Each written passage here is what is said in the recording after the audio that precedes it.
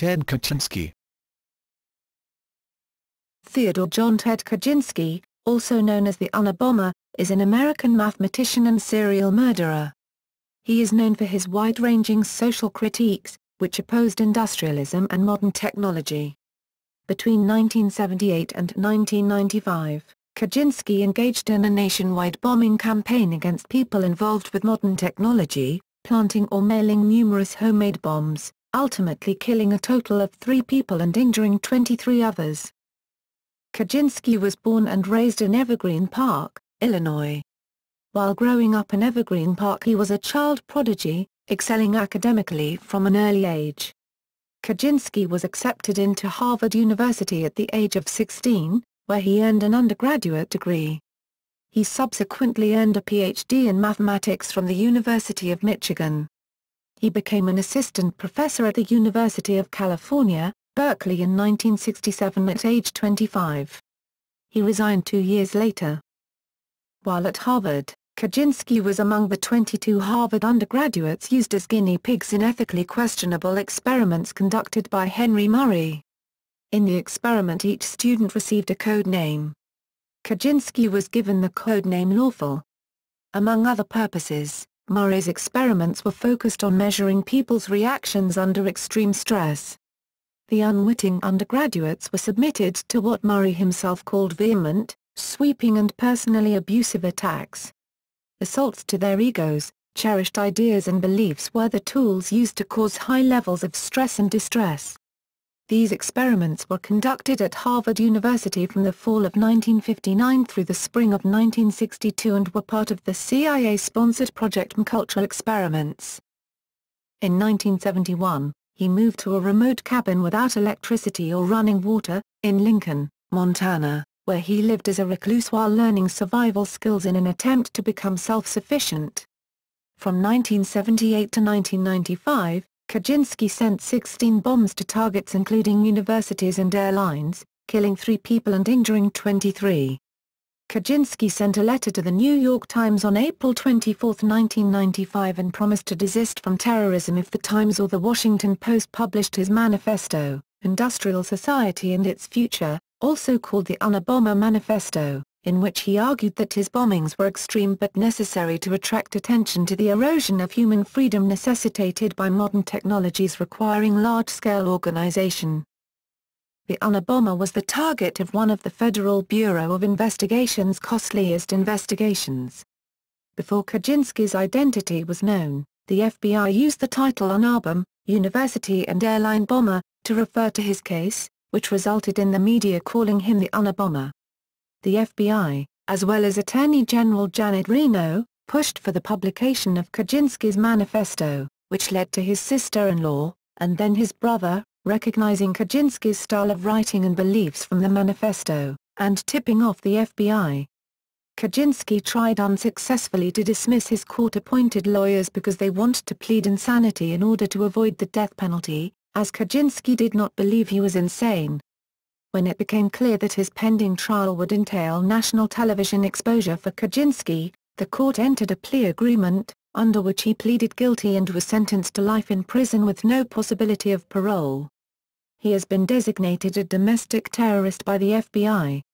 Some anarcho-primitivist authors, such as John Setson and John Moore, have come to his defense, while holding some reservations about his actions and ideas. Early life. Kaczynski was born on May 22, 1942, in Evergreen Park, Illinois, to second-generation Polish-Americans Wanda, née Dombeck, and Theodore Richard Kaczynski. At 9 months of age, Ted's body was covered in hives.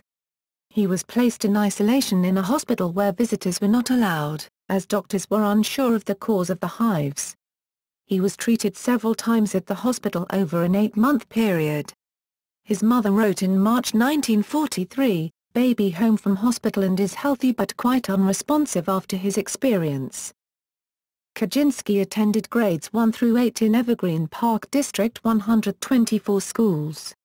As a result of testing conducted in the 5th grade, which determined he had an IQ of 167, he was allowed to skip the 6th grade and enroll in the 7th grade. Kaczynski described this as a pivotal event in his life.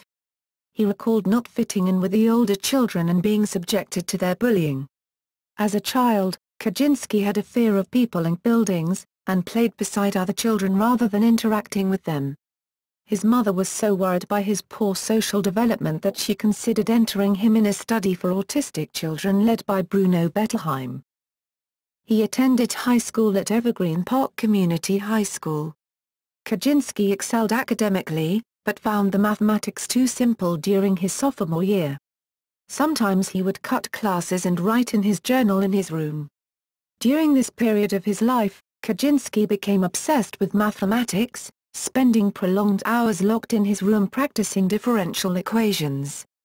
Throughout secondary schooling, Kaczynski had far surpassed his classmates, able to solve advanced Laplace transforms before his senior year. He was subsequently placed in a more advanced mathematics class, yet still felt intellectually restricted. Kaczynski soon mastered the material and skipped the 11th grade. With the help of a summer school course for English, he completed his high school education when he was 15 years old. He was encouraged to apply to Harvard University, and was subsequently accepted as a student beginning in 1958 at the age of 16. While at Harvard, Kaczynski was taught by famed logician Willard van Orman Quine, scoring at the top of Quine's class with a 98.9% final grade. He also participated in a personality assessment study conducted by Dr. Henry Murray, an expert on stress interviews. Students in Murray's study were told they would be debating personal philosophy with a fellow student. Instead, they were subjected to a purposely brutalizing psychological experiment stress test, which was an extremely stressful, personal, and prolonged psychological attack. During the test, students were taken into a room and connected to electrodes that monitored their physiological reactions, while facing bright lights and a one-way mirror. Each student had previously written an essay detailing their personal beliefs and aspirations. The essays were turned over to an anonymous attorney, who would enter the room and individually belittle each student based in part on the disclosures they had made. This was filmed, and students' expressions of impotent rage were played back to them several times later in the study. According to author Alston Chase, Kaczynski's records from that period suggest he was emotionally stable when the study began. Kaczynski's lawyers attributed some of his emotional instability and dislike of mind control to his participation in this study. Indeed, some have suggested that this experience may have been instrumental in Kaczynski's future actions. Career. Kaczynski graduated from Harvard University in 1962, at age 20, and subsequently enrolled at the University of Michigan, where he earned a Ph.D. in mathematics. Kaczynski's specialty was a branch of complex analysis known as geometric function theory. His professors at Michigan were impressed with his intellect and drive. He was an unusual person. He was not like the other graduate students, said Peter Duran, one of Kaczynski's math professors at Michigan. He was much more focused about his work. He had a drive to discover mathematical truth. It is not enough to say he was smart, said George Piranian, another of his Michigan math professors. Kaczynski earned his Ph.D. with his thesis entitled Boundary Functions by solving a problem so difficult that Piranian could not figure it out. Maxwell Reed, a retired math professor who served on Kaczynski's dissertation committee, also commented on his thesis by noting, "I would guess that maybe 10 or 12 men in the country understood or appreciated it." In 1967, Kaczynski won the University of Michigan's $100 Sumner B. Myers Prize, which recognized his dissertation as the school's best in mathematics that year. While a graduate student at Michigan, he held a National Science Foundation Fellowship and taught undergraduates for 3 years. He also published 2 articles related to his dissertation in mathematical journals, and 4 more after leaving Michigan.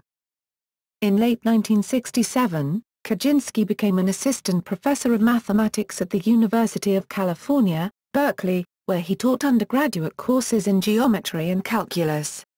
He was also noted as the youngest professor ever hired by the university, but this position proved short-lived. Kaczynski received numerous complaints and low ratings from the undergraduates he taught. Many students noted that he seemed quite uncomfortable in a teaching environment, often stuttering and mumbling during lectures, becoming excessively nervous in front of a class, and ignoring students during designated office hours. Without explanation, he resigned from his position in 1969, at age 26. The chairman of the mathematics department, J.W. Addison, called this a sudden and unexpected resignation, while Vice Chairman Calvin Moore said that given Kaczynski's impressive thesis and record of publications, he could have advanced up the ranks and been a senior member of the faculty today. Montana. In mid-1969, Kaczynski moved into his parents' small residence in Lombard, Illinois. 2 years later, he moved into a remote cabin he built himself just outside Lincoln, Montana, where he lived a simple life on very little money, without electricity or running water. Kaczynski worked odd jobs and received financial support from his family, which he used to purchase his land and, without their knowledge, would later use to fund his bombing campaign. In 1978, he worked briefly with his father and brother at a foam rubber factory, where he was fired by his brother, David, for harassing a female supervisor he had previously dated who had refused him as a boyfriend for not sharing much in common. Kaczynski's original goal was to move out to a secluded place and become self-sufficient so that he could live autonomously. He began to teach himself survival skills such as tracking, edible plant identification, and how to construct primitive technologies such as bow drills. He quickly realized that it was not possible for him to live that way, as a result of watching the wild land around him get destroyed by development and industry. He performed isolated acts of sabotage and initially targeted the developments near his cabin. The ultimate catalyst which drove him to begin his campaign of bombings was when he went out for a walk to one of his favorite wild spots, only to find that it had been destroyed and replaced with a road.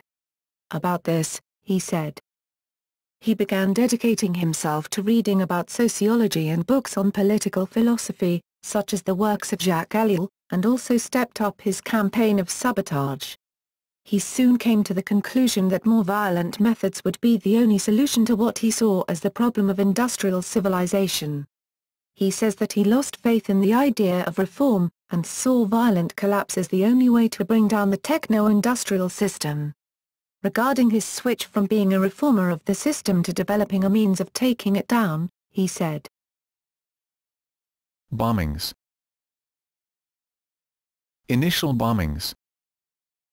Kaczynski's activities came to the attention of the FBI in 1978 with the explosion of his first, primitive homemade bomb. Over the next 17 years, he mailed or hand-delivered a series of increasingly sophisticated explosive devices that killed 3 people and injured 23 more. The first mail bomb was sent in late May 1978 to materials engineering professor Buckley Crist at Northwestern University. The package was found in a parking lot at the University of Illinois at Chicago, with Crist's return address. The package was returned to Crist, but when Crist received the package, he noticed that it was not addressed in his own handwriting. Suspicious of a package he had not sent, he contacted campus policeman Terry Marker, who opened the package, which exploded immediately. Marker required medical assistance at Evanston Hospital for injuries to his left hand. The bomb was made of metal that could have come from a home workshop. The primary component was a piece of metal pipe, about 1 inch, 25 mm, in diameter and 9 inches, 230 mm, long. The bomb contained smokeless explosive powders, and the box and the plugs that sealed the pipe ends were handcrafted from wood. In comparison, most pipe bombs usually use threaded metal ends sold in many hardware stores. Wooden ends lack the strength to allow significant pressure to build within the pipe, explaining why the bomb did not cause severe damage. The primitive trigger device that the bomb employed was a nail, tensioned by rubber bands designed to slam into 6 common match heads when the box was opened. The match heads would burst into flame and ignite the explosive powders. When the trigger hit the match heads, only 3 ignited. A more efficient technique, later employed by Kaczynski, was to use batteries and heat filament wire to ignite the explosives faster and more effectively. The initial 1978 bombing was followed by bombs sent to airline officials, and in 1979 a bomb was placed in the cargo hold of American Airlines Flight 444, a Boeing 727 flying from Chicago to Washington, D.C. The bomb began smoking, forcing the pilot to make an emergency landing. Some passengers were treated for smoke inhalation. Only a faulty timing mechanism prevented the bomb from exploding. Authorities said it had enough power to obliterate the plane. As bombing an airliner is a federal crime in the United States, the FBI became involved after this incident and derived the code name Unabomber, University and Airline Bomber. U.S. postal inspectors, who initially had the case, called the suspect the junkyard bomber because of the material used to make the mail bombs. In 1979, an FBI-led task force that included the ATF and U.S. Postal Inspection Service was formed to investigate the case. The task force grew to more than 150 full-time investigators, analysts, and others. This team made every possible forensic examination of recovered components of the explosives and studied the lives of victims in minute detail.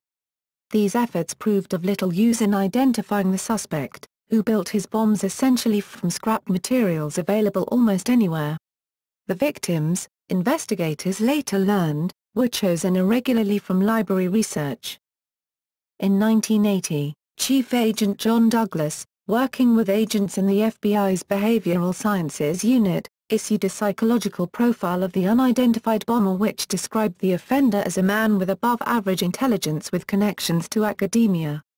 This profile was later refined to characterize the offender as a neo-Luddite holding an academic degree in the hard sciences, but this psychologically based profile was discarded in 1983 in favor of an alternative theory developed by FBI analysts concentrating on the physical evidence in recovered bomb fragments. In this rival profile, the bomber suspect was characterized as a blue-collar airplane mechanic. A 1-800 hotline was set up by the Unabomber task force to take any calls related to the Unabomber investigation, with a $1 million reward for anyone who could provide information leading to the Unabomber's capture. Casualties. The first serious injury occurred in 1985, when John Hauser, a graduate student and captain in the United States Air Force, lost 4 fingers and vision in one eye. The bomb, like others of Kaczynski's, was handcrafted and made with wooden parts.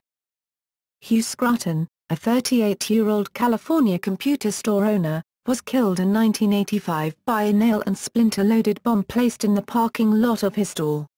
A similar attack against a computer store occurred in Salt Lake City, Utah on February 20, 1987. The bomb, which was disguised as a piece of lumber, injured Gary Wright when he attempted to remove it from the store's parking lot. The explosion severed nerves in Wright's left arm and propelled more than 200 pieces of shrapnel into his body. Kaczynski's brother, David, who would play a vital role in Ted's looming capture by alerting federal authorities to the prospect of his brothers being involved in the Unabomber cases, sought out and became friends with Wright after Ted was detained in 1996. David Kaczynski and Wright have remained friends and occasionally speak together publicly about their relationship. After a 6-year break, Kaczynski struck again in 1993, mailing a bomb to David Gelrunter, a computer science professor at Yale University. Though critically injured, Gelrunter eventually recovered. Another bomb mailed in the same weekend was sent to the home of Charles Epstein from the University of California, San Francisco, who lost multiple fingers upon opening it. Kaczynski then called Gelrunter's brother, Joel Gelrunter, a behavioral geneticist, and told him, "You are next." Geneticist Philip Sharp at the Massachusetts Institute of Technology also received a threatening letter 2 years later. Kaczynski wrote a letter to the New York Times claiming that his group, called FC, was responsible for the attacks. In 1994, Burson Marsteller executive Thomas J. Mosser was killed by a mail bomb sent to his North Caldwell, New Jersey home. In another letter to the New York Times, Kaczynski claimed that FC blew up Thomas Moser because Burstyn Marsteller helped Exxon clean up its public image after the Exxon Valdez incident, and, more importantly, because its business is the development of techniques for manipulating people's attitudes. This was followed by the 1995 murder of Gilbert Murray, president of the timber industry lobbying group California Forestry Association, by a mail bomb addressed to previous President William Dennison, who had retired. In all, 16 bombs, which injured 23 people and killed 3, were attributed to Kaczynski. While the devices varied widely through the years, all but the first few contained the initials FC. Inside his bombs, certain parts carried the inscription FC, which Kaczynski later asserted stood for Freedom Club. Latent fingerprints on some of the devices did not match the fingerprints found on letters attributed to Kaczynski. As stated in the FBI affidavit, one of Kaczynski's tactics was leaving false clues in every bomb. He would make them hard to find deliberately to mislead investigators into thinking they had a clue. The first clue was a metal plate stamped with the initials FC hidden somewhere, usually in the pipe end cap, in every bomb. One false clue he left was a note in a bomb that did not detonate which reads "Woo, it works. I told you it would, RV." A more obvious clue was the Eugene O'Neill $1 stamps used to send his boxes. One of his bombs was sent embedded in a copy of Sloan Wilson's novel Ice Brothers. The FBI theorized that Kaczynski had a theme of nature, trees and wood in his crimes. He often included bits of tree branch and bark in his bombs. Targets selected included Percy Wood, Professor Leroy Wood Besson and Thomas Moser. Crime writer Robert Graysmith noted, in the Unabomber's case a large factor was his obsession with wood. List of bombings. Industrial society and its future. In 1995, Kaczynski mailed several letters, including some to his victims and others to major media outlets, outlining his goals and demanding that his 50-plus page, 35,000-word essay Industrial Society and Its Future, abbreviated to Unabomber Manifesto by the FBI, be printed verbatim by a major newspaper or journal. He stated that if this demand were met, he would then end his bombing campaign. The document was a densely written manifesto that called for a worldwide revolution against the effects of modern society's industrial technological system. There was a great deal of controversy as to whether the document should be published.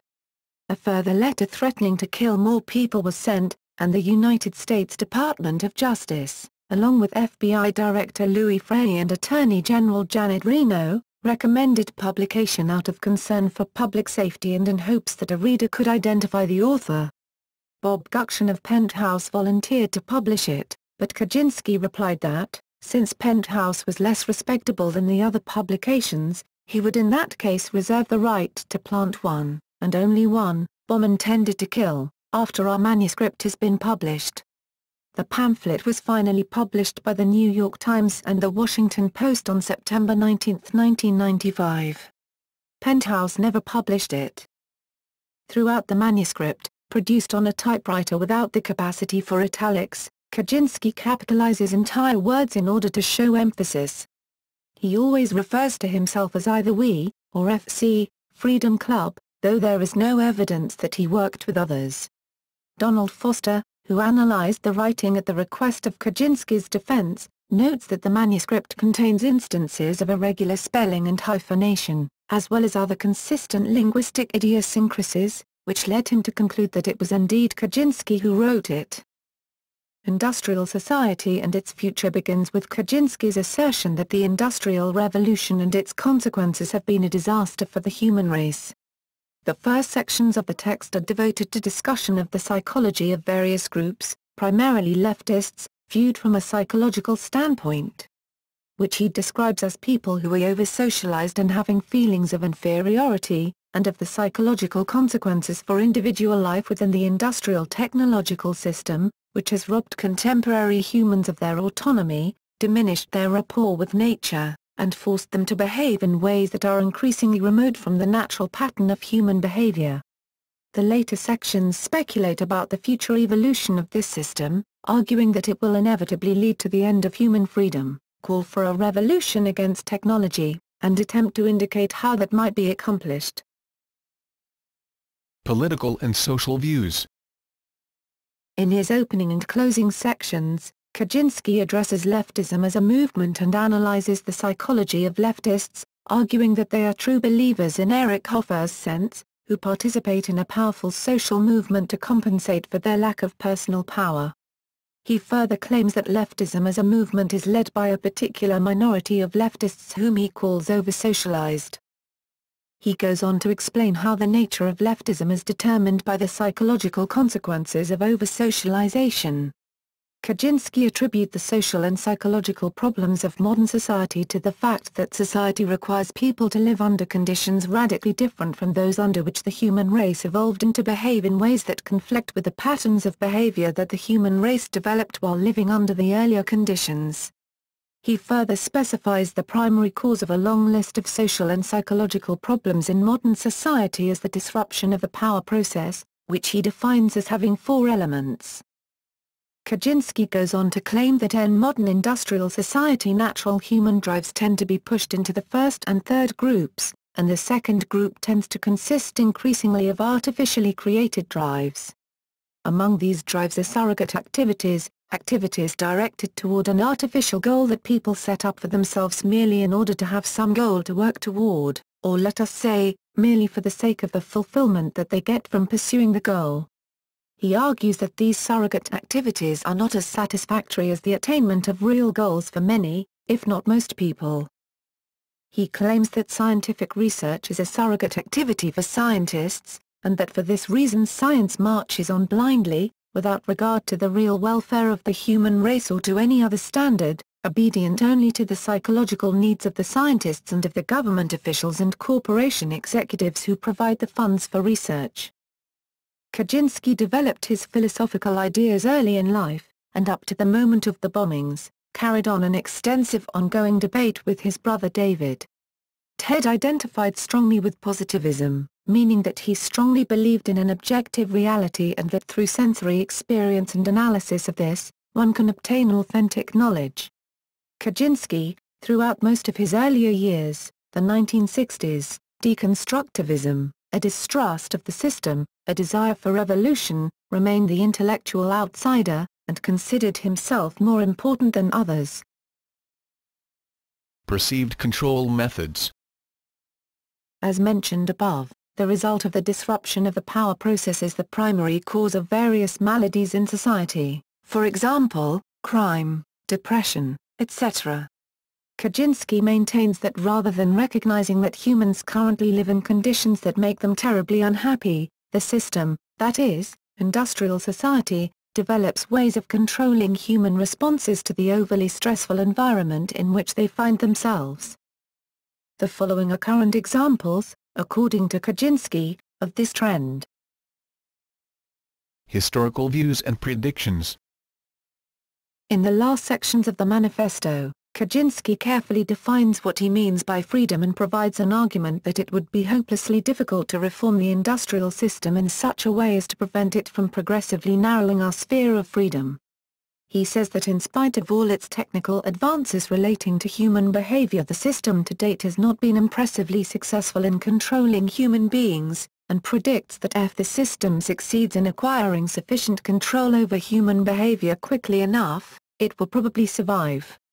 Otherwise it will break down, and that the issue will most likely be resolved within the next several decades, say 40 to 100 years. He gives various dystopian possibilities for the type of society which would evolve in the former case.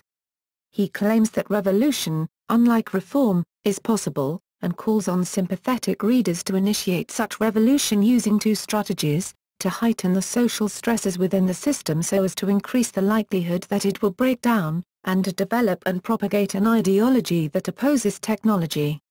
He gives various tactical recommendations, including avoiding the assumption of political power, avoiding all collaboration with leftists, and supporting free trade agreements in order to bind the world economy into a more fragile, unified whole. Related works and influences.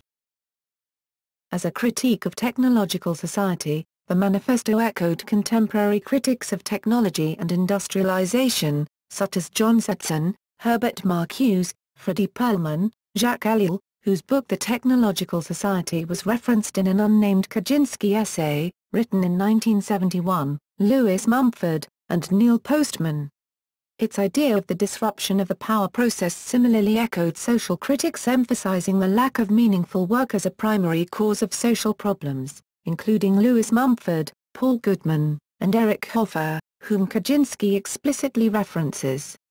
The general theme was also addressed by Aldous Huxley in his dystopian novel Brave New World, which Kaczynski references. The ideas of over-socialization and surrogate activities recall Freud's civilization and its discontents and his theories of rationalization and sublimation, the latter term being used 3 times in the manifesto, twice in quotes, to describe surrogate activities.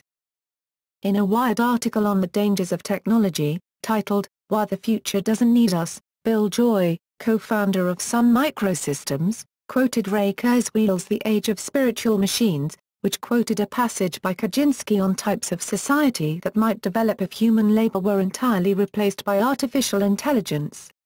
Joy wrote that, although Kaczynski's actions were murderous, and, in my view, criminally insane, that, as difficult as it is for me to acknowledge, I saw some merit in the reasoning in this single passage. I felt compelled to confront it. Anders Behring Breivik, the Norwegian self-admitted perpetrator of the July 22, 2011 bombing and massacre in Norway, published a manifesto in which large chunks of text were copied and pasted from the manifesto of Kaczynski, with certain terms substituted, for example, replacing leftists with cultural Marxists, and multiculturalists. Bombshell, Southern Methodist University Press, 2001, a novel by Liza Wieland, is a fictional depiction of Kaczynski's life and activities. In Wieland's version of events, a bomber named the Professor has a daughter who recognizes her father's writing and struggles with her moral and familial obligations. Search. Before the publication of the manifesto, Ted Kaczynski's brother, David Kaczynski, was encouraged by his wife Linda to follow up on suspicions that Ted was the Unabomber. David Kaczynski was at first dismissive, but progressively began to take the likelihood more seriously after reading the manifesto a week after it was published in September 1995. David Kaczynski browsed through old family papers and found letters dating back to the 1970s written by Ted and sent to newspapers protesting the abuses of technology and which contained phrasing similar to what was found in the Unabomber manifesto. Prior to the publishing of the manifesto, the FBI held numerous press conferences requesting the help of the public in identifying the Unabomber. They were convinced that the bomber was from the Chicago area, where he began his bombings, had worked or had some connection in Salt Lake City, and by the 1990s was associated with the San Francisco Bay Area. This geographical information, as well as the wording and excerpts from the manifesto that were released prior to the entire manifesto being published, was what had persuaded David Kaczynski's wife, Linda, to urge her husband to read the manifesto. After the manifesto was published, the FBI received over 1,000 calls a day for months in response to the offer of a $1 million reward for information leading to the identity of the Unabomber.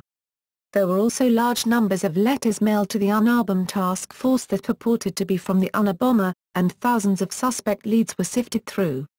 While the FBI was occupied with new leads, David Kaczynski first hired private investigator Susan Swanson in Chicago to investigate Ted's activities discreetly. The Kaczynski brothers had become estranged in 1990, and David had not seen Ted for 10 years. David later hired Washington, D.C. attorney Tony Biscali to organize evidence acquired by Swanson and make contact with the FBI, given the likely difficulty in attracting the FBI's attention. He wanted to protect his brother from the danger of an FBI raid, like Ruby Ridge or the Waco siege, since he assumed Ted would not take kindly to being contacted by the FBI and would likely react irrationally or violently. In early 1996, former FBI hostage negotiator and criminal profiler Clinton Van Zandt was contacted by an investigator working with Tony Biscali. Biskley asked Van Zandt to compare the manifesto to typewritten copies of handwritten letters David had received from his brother. Van Zandt's initial analysis determined that there was better than a 60% chance that the same person had written the letters as well as the manifesto, which had been in public circulation for half a year. Van Zandt's second analytical team determined an even higher likelihood that the letters and the manifesto were the product of the same author. He recommended that Biskley's client immediately contact the FBI. In February 1996, Biskley provided a copy of the 1971 essay written by Ted Kaczynski to the FBI. At the Unabomber Task Force headquarters in San Francisco, Supervisory Special Agent Joel Moss immediately recognized similarities in the writings. Linguistic analysis determined that the author of the essay papers and the manifesto were almost certainly the same. When combined with facts gleaned from the bombings and Kaczynski's life, that analysis provided the basis for a search warrant. David Kaczynski had attempted to remain anonymous at the outset, but he was swiftly identified, and within a few days, an FBI agent team was dispatched to interview David and his wife with their attorney in Washington, D.C. At this and subsequent meetings with the team, David provided letters written by his brother in their original envelopes, so the use of postmark dates enabled the enhancement of the timeline of Ted Kaczynski's activities being developed by the task force.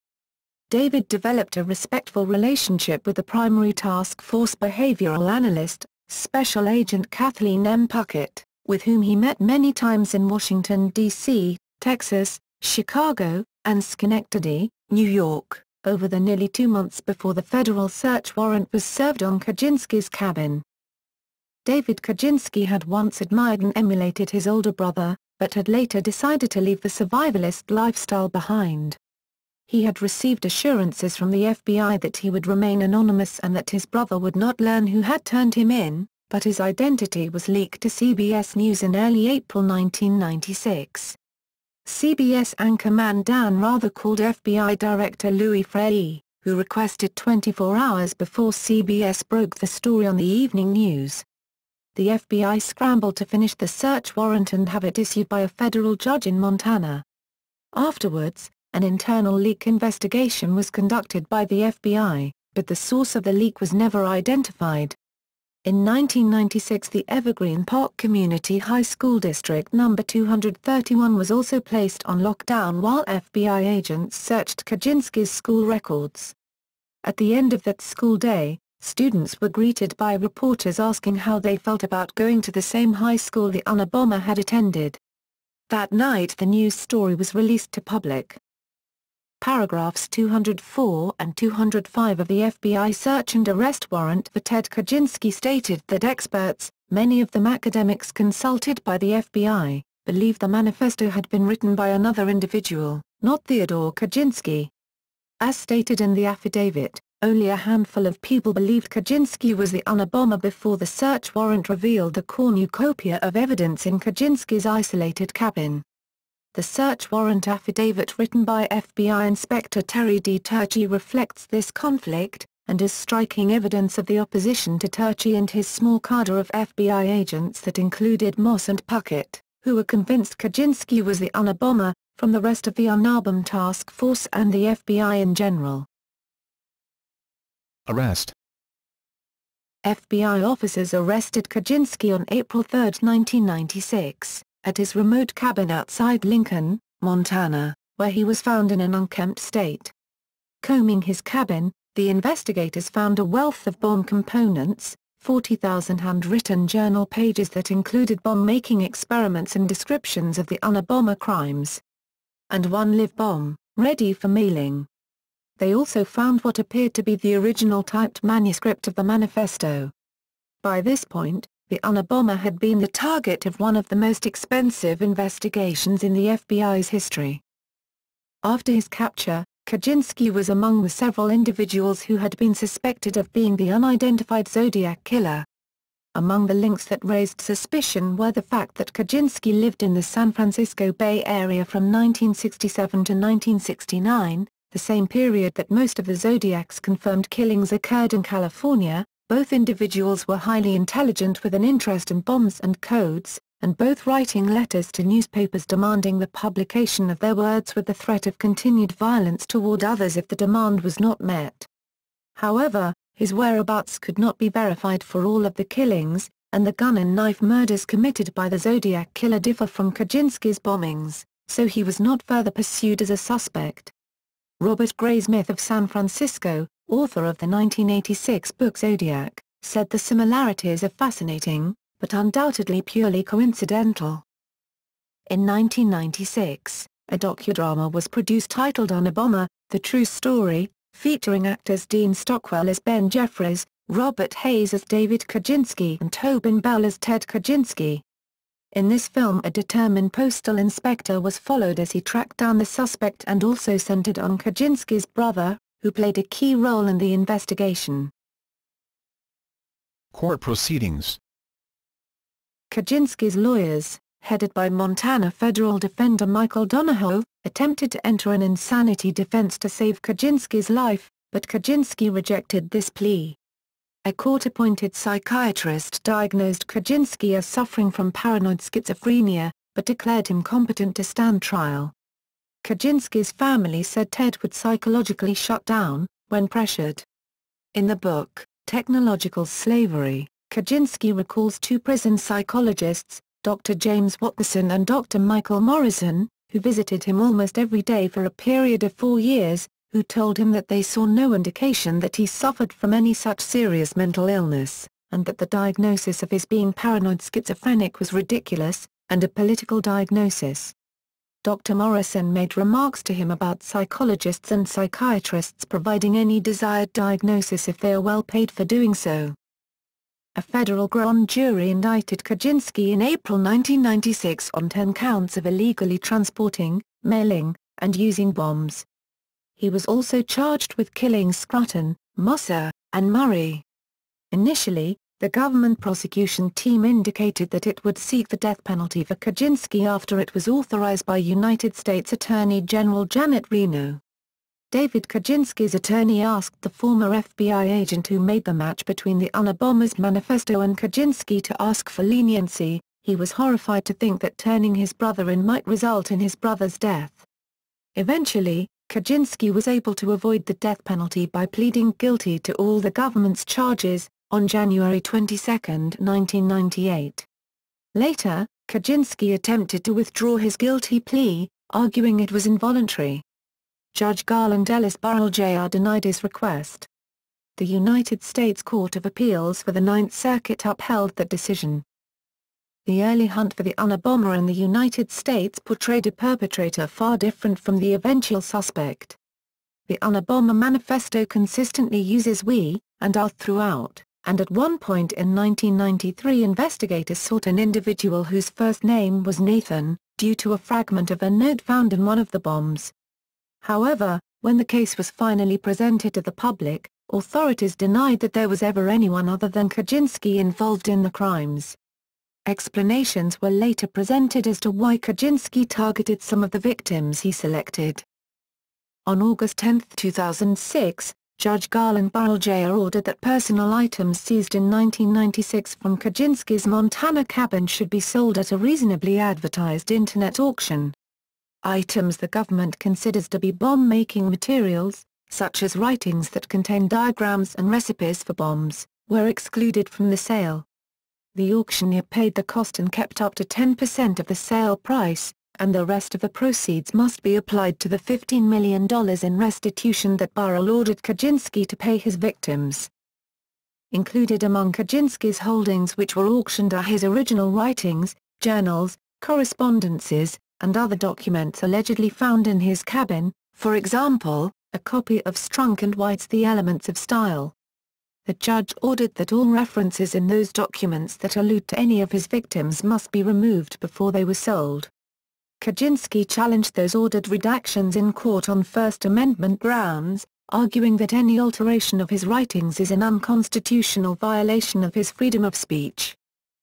The auction concluded in June 2011, and raised over $232,000. Prison. Kaczynski is serving a life sentence without the possibility of parole as Federal Bureau of Prisons Register No. 04475-046 at ADX Florence, the Federal Administrative Maximum Facility Supermax in Florence, Colorado. When asked if he was afraid of losing his mind in prison, Kaczynski replied, "Kaczynski has been an active writer in prison. The Labadie Collection, part of the University of Michigan's Special Collections Library, houses Kaczynski's correspondence from over 400 people since his arrest in April 1996, including carbon copy replies, legal documents, publications, and clippings. The names of most correspondents will be kept sealed until 2049. Kaczynski has also been battling in federal court in Northern California over the auction of his journals and other correspondence.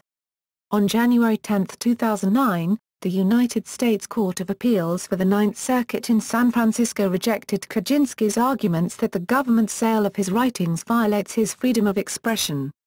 His writings, books, and other possessions were sold online, and the money raised was sent to several of his victims. Kaczynski's cabin was removed and stored in a warehouse in an undisclosed location.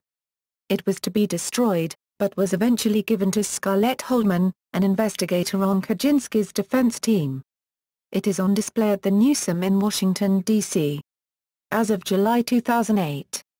In a 3-page handwritten letter to the United States Court of Appeals for the Ninth Circuit, Kaczynski objected to the public exhibition of the cabin, claiming it was being exhibited despite victims' objections to being publicly connected with the Unabomber case. In a letter dated October 7, 2005, Kaczynski offered to donate 2 rare books to the Melville J. Herskovitz Library of African Studies at Northwestern University's campus in Evanston, Illinois, the location of the first 2 attacks. The recipient, David Easterbrook, turned the letter over to the university's archives. Northwestern rejected the offer, noting that the library already owned the volumes in English and did not desire duplicates. David Kaczynski, Ted's brother, who turned him into the FBI, has never received a response to the monthly letters he sends to Ted in prison, as of 2007. In 2010, a collection of his essays and a corrected version of the manifesto were published by Feral House, under the title Technological Slavery. On May 24, 2012, Kaczynski submitted his current information to the Harvard University Alumni Association. He listed his 8 life sentences as achievements, his current occupation as prisoner, and his current address as number 4475-46, U.S. Penitentiary, Max, P.O. Box 8500, Florence, Colorado, 81226-8500.